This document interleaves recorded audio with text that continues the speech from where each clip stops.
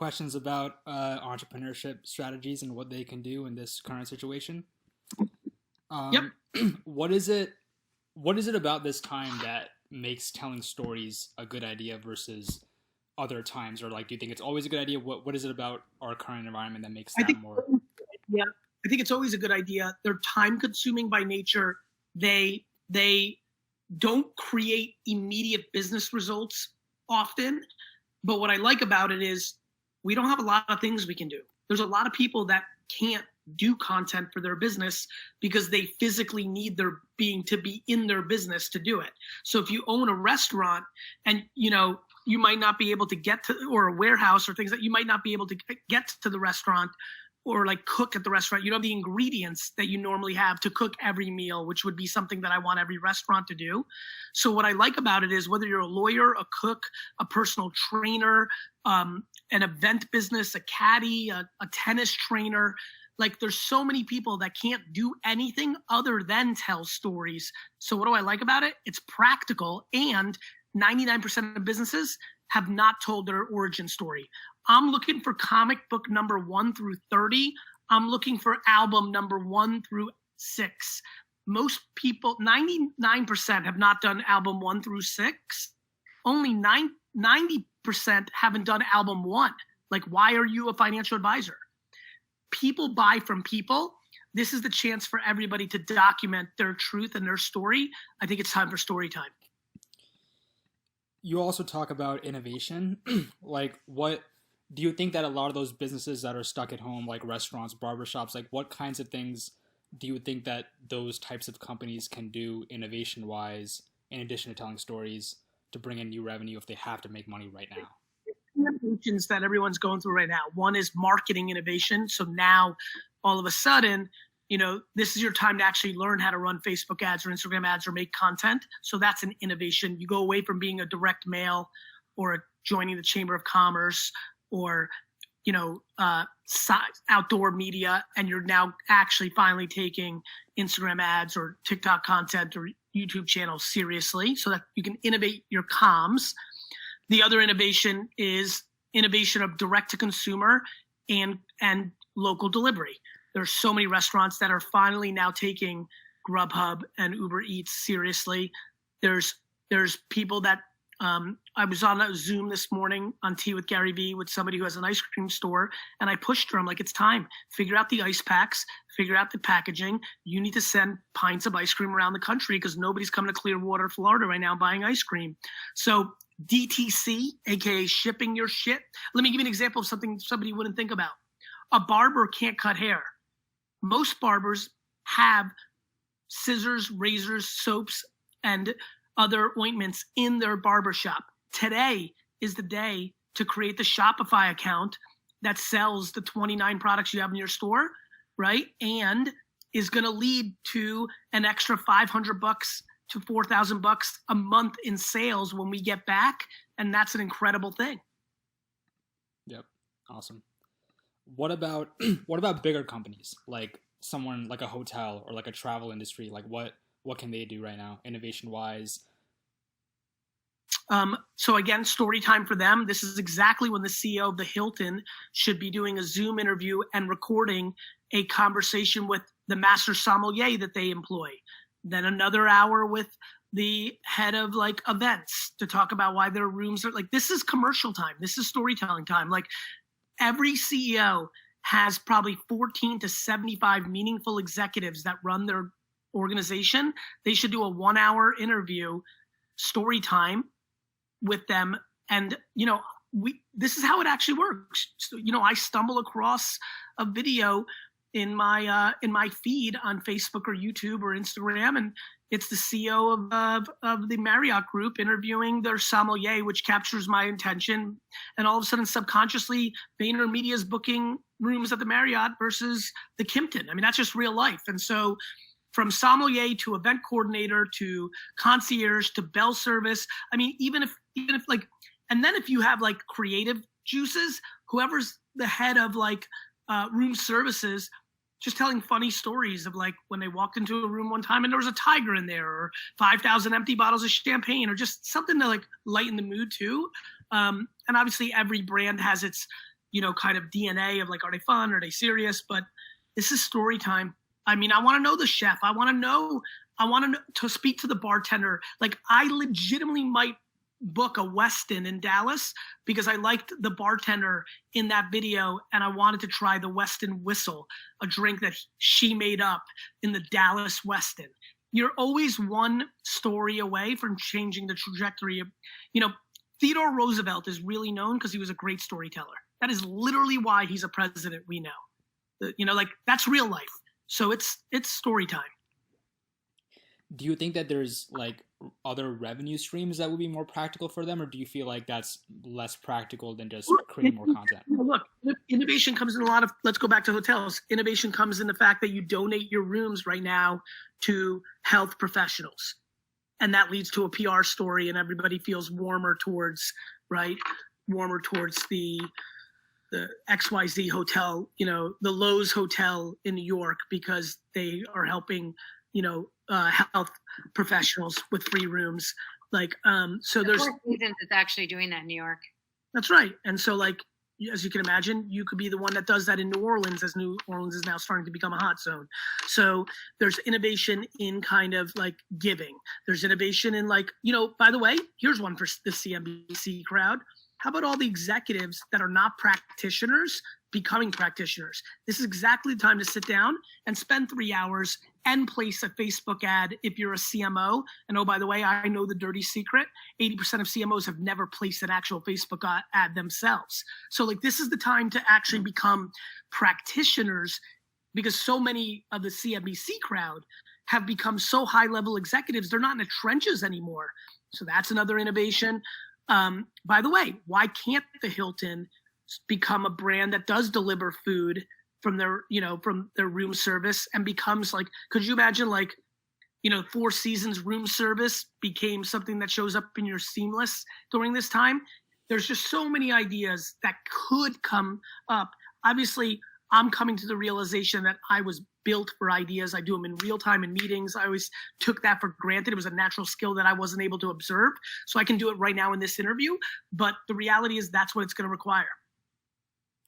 Awesome. You talked about like selling during this time. Like, if you're a salesperson or an entrepreneur that has to hit a quota still in this time, how would you go about selling? First, very thoughtfully, because if you're tone deaf, you're finished, right? You can lose as much business as you get during this time by being tone deaf going in for the ask. So I think upfront compassion and upfront hedging, but not to the tone of begging, is really the tone you're trying to hit. But I think the greatest salespeople in the world are actually branding and storytellers that lead to sales versus cold emailing everybody on LinkedIn and via email. So something we're doing at Vayner is we're sending out bottles of wine to executives and doing Zoom wine tastings, just like virtual happy hours where we're shooting the shit. And that is half, sales, half relationship building for the long term. And so I think with compassion for the buyer, because it's unsettling times. Got it. Cool. That's all I have for that article. That's awesome. Gary, thank you. I'll let you guys go. Talk to you later. Bye. Awesome. I got one more article, a few more questions for you on Let's go. Providing free content to get paid access. So as a business model, why do you prefer access as opposed to like a product or a course, or do you prefer access? Like, how do you think about that relative to other monetization options? I love access because I think it's valuable.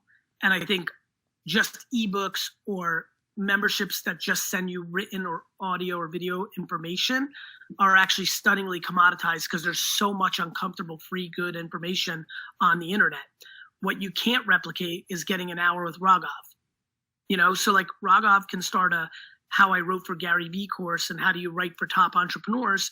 And it's a good $19 book or $19 a month thing. Cool. But getting an hour of your time once a week or once a month is so much greater because in that Q&A while you're talking to that closed group, somebody may ask you and you tell a funny story about me, and more importantly, it leads to the breakthrough. So access is not scalable. Thus, inherently, it's valuable to the other person on the other line. Like it's like more... a lot of what I've said on Tea with GaryVee the last week, I've said before, but because I'm giving so much access to that person, it's resonating and giving them value. You're able to take something that's generic that you put out and make it more contextual to that specific person. That's the value. That's, you see that as the value of access versus a product or a course or something like that. I sure do. And serendipity. That person may ask you something randomly, maybe a wine advice on the way out, like maybe, how to deal with your father. Like there's, in access, you are living and breathing. So you're able to react to something, thus providing even more value. It's also supply and demand. You can't get an hour with me one-on-one. That's just not real. Whereas everybody can get unlimited information from me. More importantly, other people get entrepreneurial information for free all over the internet for the rest of life. So a lot of people are selling something that is a commodity, and all they're doing it is through cult of personality. But like the actual thing is commodity, whereas access is so uncomfortably unique, so uncomfortably limited by nature, then so uncomfortably valuable. Got it. Yeah. So it's easy to think about that in the context of like people who put out content creators. Like, is there any other kind of business that you feel like that's suited to? How would you apply that to other areas? Well, that is the business of being a doctor. I'm observing that is the business of being a lawyer. It's like, it actually plays out in a lot of other places. I could put out law content for free all day long, but I'm providing you a service to like actually consult you, a therapist, a financial advisor. Like all of these people could put out I'm a therapist, but I'm just putting out generic things. I'm telling you about parenting and insecurity and all those things, but I have to really sit down with you, Raghav, for an hour and really talk about your childhood. And so I mean, that's actually why it's so obvious that it's valuable. Got it. It seems like it kind of like, I guess, doesn't it doesn't like come at the expense of brand as much as like selling a product or something else too, right? Like, is it correct? What do you think? You got it. Like, even as you're thinking through it, the reason I believe in it is I believe that it puts your brand in a much better position. It also allows you, when you sell content, it means all your free content usually is just sales content to drive to the paid content. When you sell access, you're just putting out your best content because that's not what you're monetizing. You're monetizing individual contextual, access, which then makes your original content so much greater because the energy, intent, DNA, seed of that content is inherently better because it's not a sales funnel. It's actually just the best fucking content you have. Yeah, that makes sense. Like, it's the hardest to copy because it's the most narrow thing that you can do. Correct. And it's just a good intent of that free creative. I watch everybody who builds community on this hypothesis comes from experience. I've watched so many people that crush it when they don't think about monetizing their content. And then the second into a $100 a month club or a paywall product, all of a sudden you could just tell all their normal content has taken a turn and has become almost manipulative, sales, and subconsciously manipulative. They think they're doing the same thing, but in the back of their mind, they're like, in this hour, I'd like to get 14 people to sign up for my membership. Mm-hmm. And all of a sudden, that's just how they behave. It's no different than if you're hanging out with somebody from somebody you're attracted to versus somebody you're not attracted to. It affects everything that comes out of your mouth. Yeah. Makes sense. Cool. That's all I got. When you have a selfish goal in mind, one is incapable of actually bringing as much value than when you have a selfless ambition in mind. Because you're always thinking about that, not like the...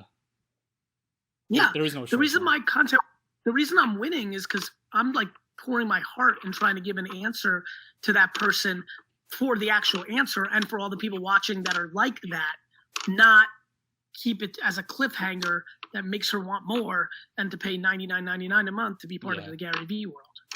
Yeah, it's hard to win on that too, like, because there's so many people that people can always give more and more and more away like for free. So it's like it's hard to actually win on that. That's right. I mean, there's also YouTube and podcasts and the internet. It's really, really, really hard to have paid content that isn't replicated somewhere else. You know? Yeah. Awesome. Especially if you're tactic. Especially if you're tactics. Yeah. You're a commodity. Yeah. It's all YouTube. Cool. Thanks so much, Gary. See ya. See ya. Bye. Bye.